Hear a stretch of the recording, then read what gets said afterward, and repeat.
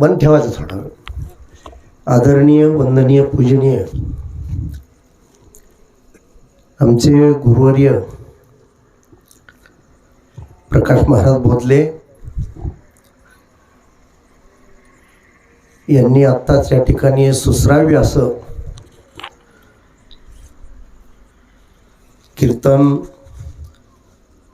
सेवा केलेली आहे.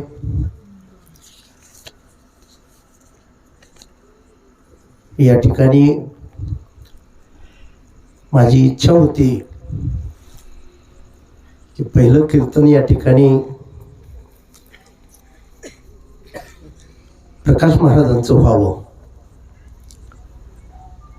आणि त्याप्रमाणे त्यांनी या ठिकाणी माझ्या विनंतीला मान दिला आणि मोठी उत्कृष्ट तुमच्या आमच्या अंतःकरणातला भाव जागृत करणारी, माझ्यावर खूप निष्ठा असणारं असं विचार या ठिकाणी त्यांनी मांडले. बांधवांनो, माता माऊल्यांनो, तुम्हा सर्वांना धन्यवाद देतो, तुमचे आभार मानतो. या ठिकाणी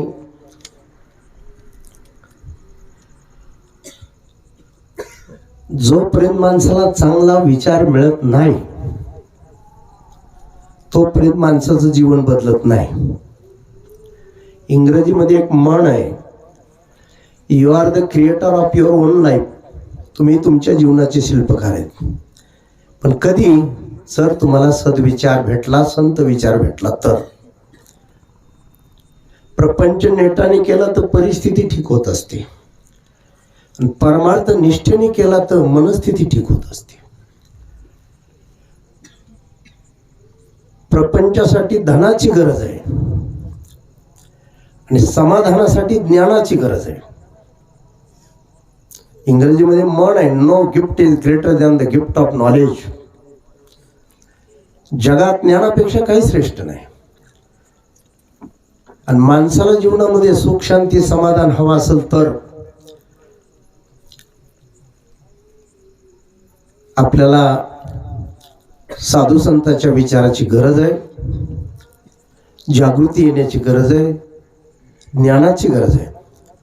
पोटापाण्याची व्यवस्था लावण्यासाठी प्रपंच करायचा असतो. अन्न, वस्त्र, निवारा, दैनंदिन गरजा, मुलाबाळांचं शिक्षण, असं धर्मकार्य. पण आपण जगण्यासाठी आलेलो नाही. जगायला तर काय कुणी जगते. परमेश्वराने आपल्याला मानव बनवलंय. जगणं फार महत्वाचा मुद्दा नाही आहे. माझे ज्ञानोबराय, तुकोबराय, सावताबाबा, नाथबाबा सर्व संत सांगत आलेत, जगणं म्हणजे फार बहादुरकी नाही.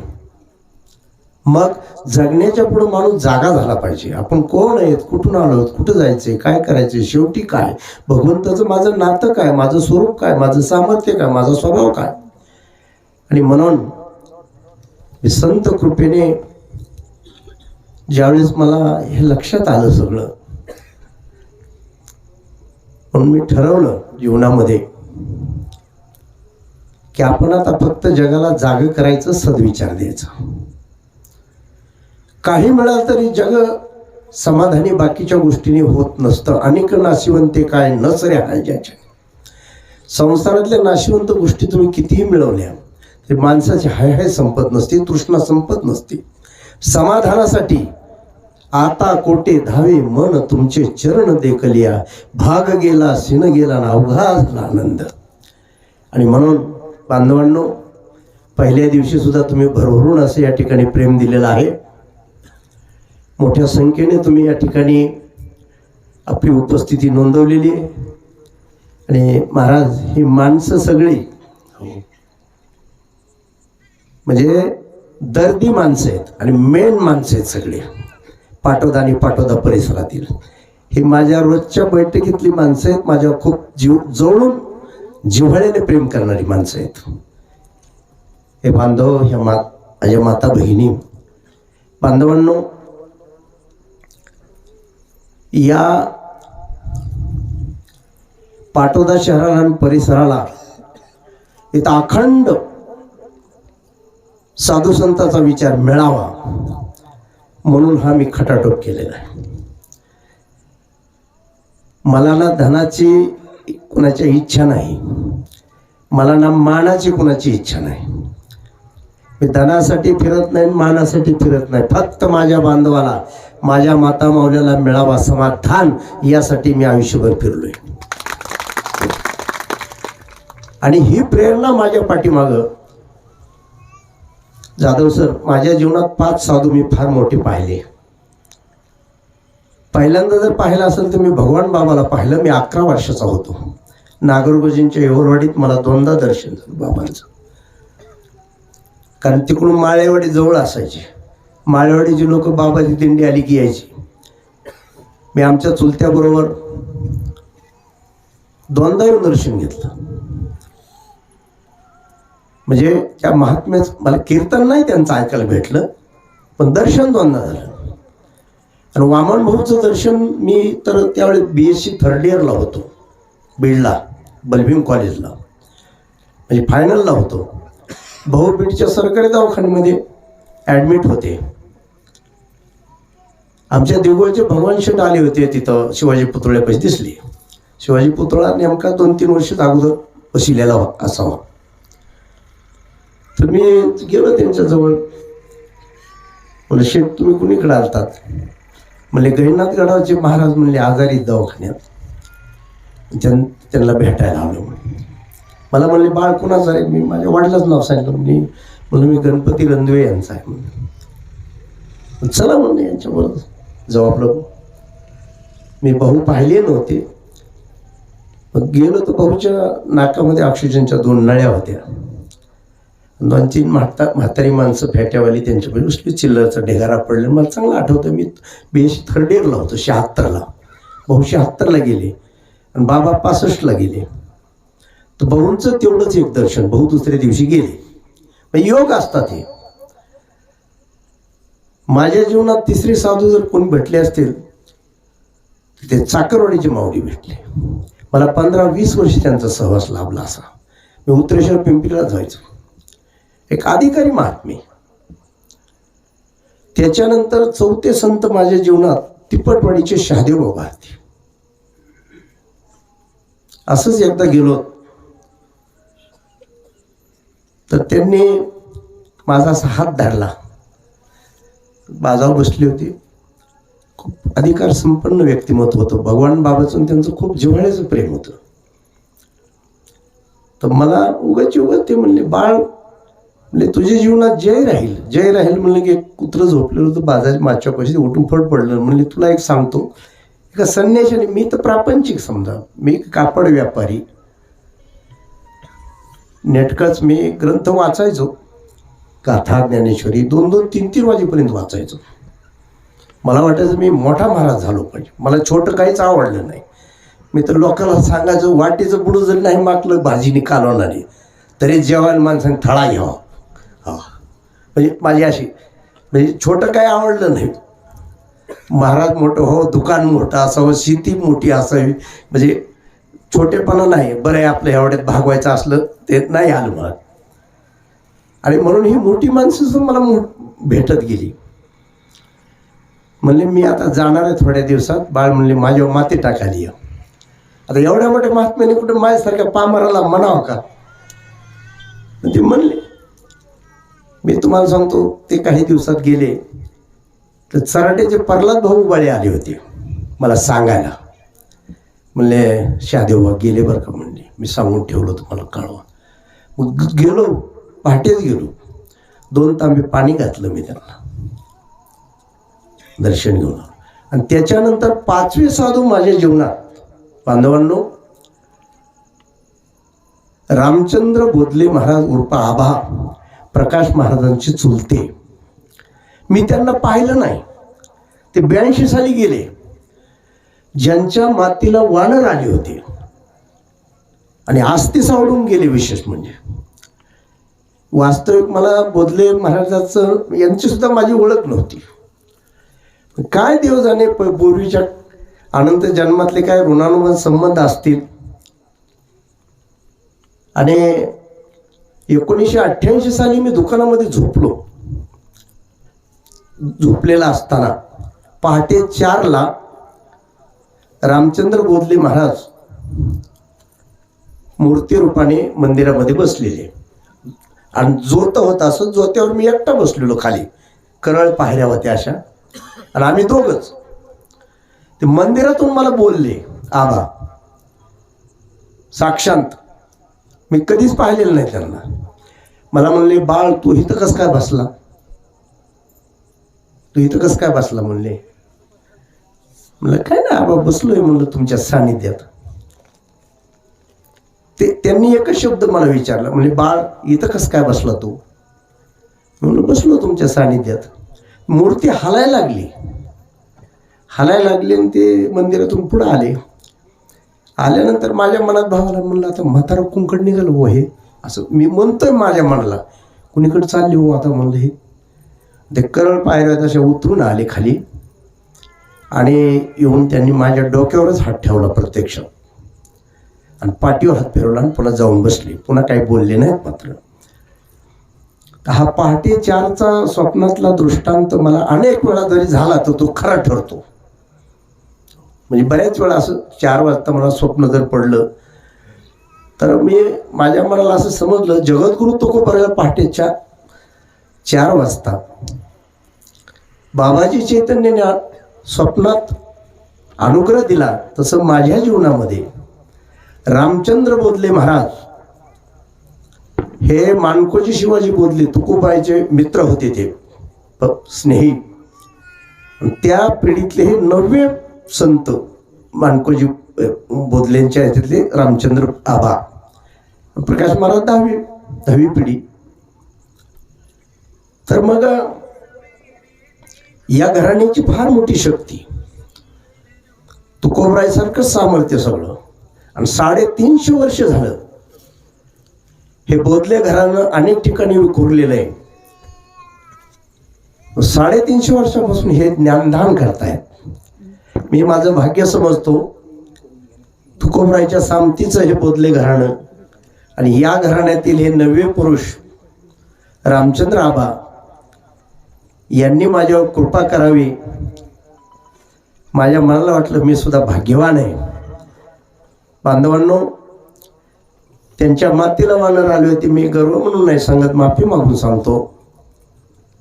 मी जर मनात सहज जरी आलं माझ्या एखाद वेळेस की मला आज हनुमानजीचं वानराचं दर्शन व्हावं, तर 100 वेळा अशी घटना घडली की वानरच गाडीच्या पुढे येतात. कालचीच रात मध्ये गेली. मी नांदेडच्या अलीकडे 17-18 किलोमीटरवर कीर्तनाला गेलो होतो. मला 3200 रुपयाचं डिझेल लागले नुसतं. मी तारीख रिकामी असली 50 गावाला कुठं किती लांब असो कुणालाच नाही म्हणलो नाही कधीच. आणि बाबा तुमच्या आशीर्वादाने एक चमत्कार असा आहे, 35 वर्षाच्या काळात महाराज, 35 वर्षाच्या काळात, आता संसारात तर टाटा बिर्लाला कमी पडते, आपल्या सगळ्यालाच कमी पडते, पण 35 वर्षाच्या काळात मला कीर्तनाला जायचं, डिझेलला माझ्या खिशात पैसे नाहीत असं एकही दिवस घडलं नाही. हा सुद्धा मी माझ्या जीवनातला एक चमत्कारच समजतो. त्या दिवशी कुठून तरी पैसे येणार, म्हणजे कमी पडणारच नाही, खिसा रिकामा राहत नाही कीर्तनात जाताना. आता संसारातले मोठे कामं केल्यावर कुणालाही कमीच पडतंय, त्याला काय करायचे. आता इथं अशोक शेठ बसलेत, त्यांना सुद्धा आता फार कोट्याधीश आहेत ते, पण त्यांना सुद्धा फार मोठंच मटेरियल आणत म्हणजे त्यांना सुद्धा कमी पडणार. सांगण्याचं तात्पर्य, पण मला भगवंताने आणि रामचंद्र बोधले महाराजाचा मला आशीर्वाद, प्रकाश महाराजाचा मला माझ्या पाठीशी असणारा आशीर्वाद, भाऊंचा, बाबांचा, चाकरवाडीच्या माऊलीचा, तिपटवाडीच्या शहादेव बाबाचा आणि शेवटी रामचंद्र आबाचा, प्रकाश महाराजांचा आशीर्वाद माझ्या पाठीशी आहे. मी जी इच्छा करेल परमार्थाच्या बाबतीत तसं तसं घडतंय. हो बाबा, काय सांगा तुम्हाला सांगितलं, तुम्ही म्हणताना बापू काहीतरी गर्व सांगते. तर पांडुरंगाच्या मंदिरात एकदा खूप दांडगा चमत्कार घडला. आम्हाला पायाचं दर्शन घ्यायचं होतं, उशीर झाला अरुण बावणे साहेब माझे मित्र कडा कारखान्यात कामाला होते त्यावेळेची घटना. अहो 2 पोलिसांनी येऊन मला बळच नेला, आम्हाला कुलूप उघडून चला म्हणले महाराज तुम्हाला. मला वाटलं मला ओळखतेच काय कुणी. दर्शन घेताना ही 3 निघून गेली तिथली. ते 2 पोलीस आणि एक साहेब होते ते. असो मी काय पांडुरंगाच्या समोर बोलतोय, असं अनेक एक नाही.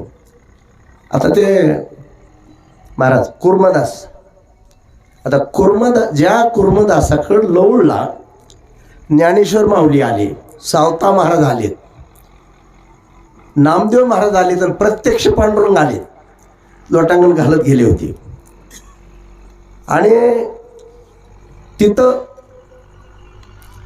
त्यांची ज्यावेळेस त्या डोक्यावर हात ठेवला कुर्मदास, तिथं त्यांनी देह सोडला पांडुरंगाने. म्हणजे हे महान महात्मे सावता बाबा, नामदेव महाराज, ज्ञानेश्वर माऊली हे तिथं आले त्यांच्यासोबत सावतावाच्या माळ्यातून.